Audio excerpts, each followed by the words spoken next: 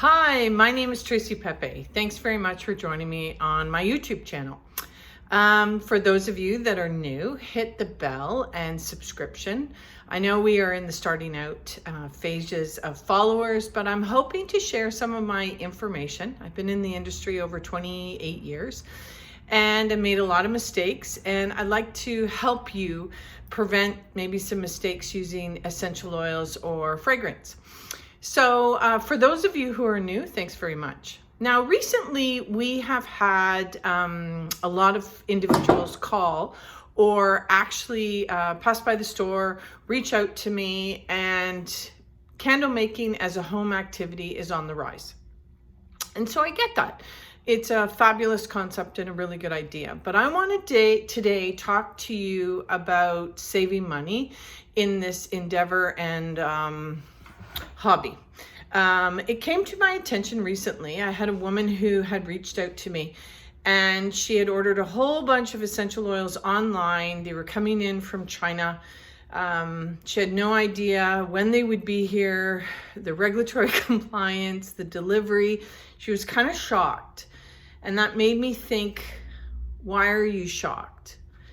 Because a lot of people don't understand essential oils. So today I want to open up your eyes to the world of chemistry. I want to kind of give you a different perspective from the regulatory compliance, from the safety factors, from a variety of different things. And I want to kind of put some issues to bed because I think you're going to be spending too much money trying to create these wonderful candles. Candles are lovely. We make a whole bunch of them, but I don't. I'm not a candle maker. Let's be clear. Candle making is an artisan craft. It requires a whole bunch of work. Every time you add a wick to a formula, add a color or a fragrance, every one of those components requires you to do testing. What is testing? You have to make sure that these things don't catch on fire. Why would they catch on fire? Because these are highly flammable. You're looking for a flash point, which is something that is in the chemistry that when the wax heats up, it's not going to ignite. And ideally, you're looking for 180, 190 degrees Fahrenheit. A lot of these essential oils are highly flammable. They're also natural, and naturals are really difficult to work with, and they're not fun. I love them for the smell. When you're making a pure essential oil blend, that's great. But when you're putting them in a candle, it's not easy. They're temperamental, they evaporate. Citrus oils, right off the bat, don't even work with citrus oils because they have what is called a flash point, a flash off. They flash off extremely quickly. So what you're going to learn in your testing procedures is what is a cold throw. A cold throw is when you hold a candle and you smell it. It should be that fragrance. You should get an understanding of interpretation of top, middle, and base. This happens to be a fruity floral. We're creating a simple candle that is just a fruity floral.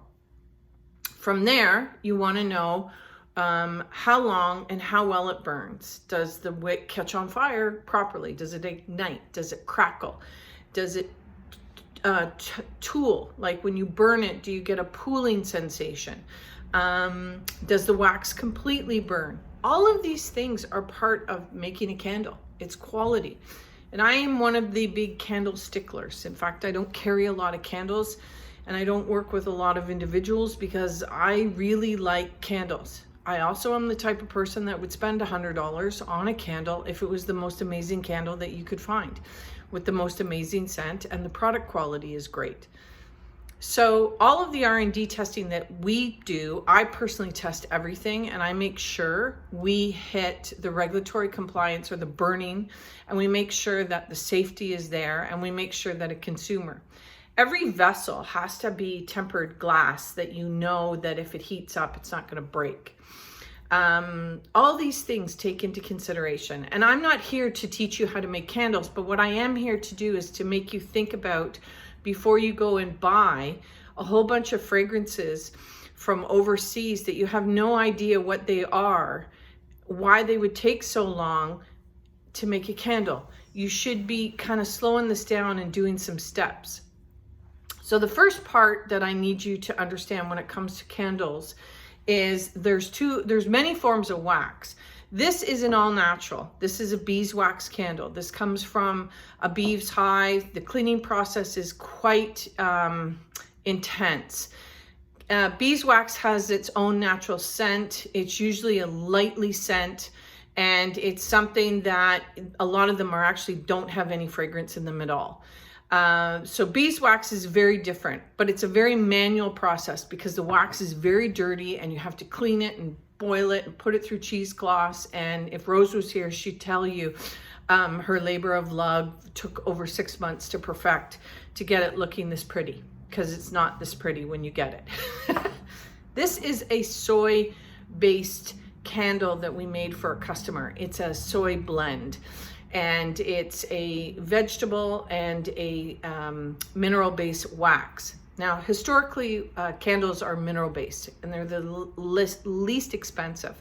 A lot of people think there's something bad with that. They're not. Candles are quality. It just depends on the type. What is really important is the wick. The wick needs to be 100% cotton lead-free. That's something that's very important to understand. Is there a difference in burn and quality of breathing it in? How many candles do you burn in your house? They should be done properly. They should burn properly. But a paraffin-based candle is not anything that is terrible. And I don't know where some of the perceptions come because it's not natural. And to be totally honest with you, paraffin is natural because it's mineral oil. So it all depends on what you're doing. People like the look of a soy-based candle or a soy blend, but in all honesty, any candle company or manufacturer will tell you soy is tough to work with too. And so doing a blend is an easier wax to work with. It also creates a much better performance, so it smells better. There's a lot about candle making, and I used to work for a candle company actually as a fragrance evaluator a long time ago. I had a contract with them. I have a good history about what to do with them, but I was at the testing and criticizing point. I didn't actually make the candles because it's a very difficult process. It's not something easy. And a fragrance load in a candle, you're going to use anywhere from 8 to 12%. That's high.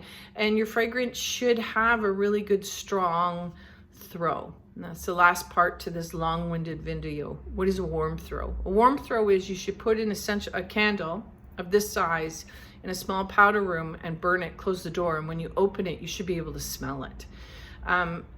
Number one thing, you are buying a candle because of smell. That's the only reason. Please don't create a candle without having the scent and starting with the scent and testing it. Packaging is secondary. I know in the world of marketing and branding, it's primary. But in the world of candle connoisseurs, it's secondary. My name is Tracy Pepe. Thanks very much for joining me here on The Scented Layer. I hope this video saves you some money, time, but I also don't want to discourage you because I believe it's really important to do what you love. And if you love making candles and you want to use fragrance, go for it. But don't start with pure plant extract essential oils. You might as well just take a $20 bill and burn it. It's a waste of money. Work with a proper company that has formulated a fragrance that has a high flash point where you know the safety is going to be paramount. Thank you. My name's Trace. Have a good one.